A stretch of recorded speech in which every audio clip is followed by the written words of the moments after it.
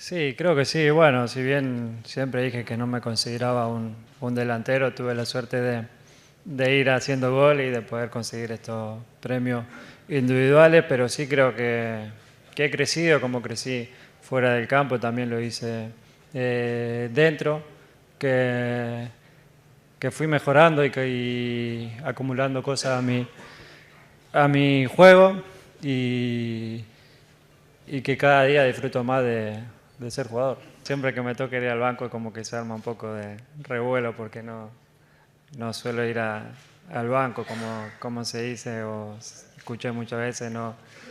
Y también lo dije yo, no me gusta estar fuera, siempre me gusta participar, intentar de ayudar de dentro en todo lo que se pueda. Pero también entiendo hoy que un año es largo y que cada día hay que cuidarse más porque cada vez son más duros la temporada. Sí, sí, la verdad que una suerte estar cerca.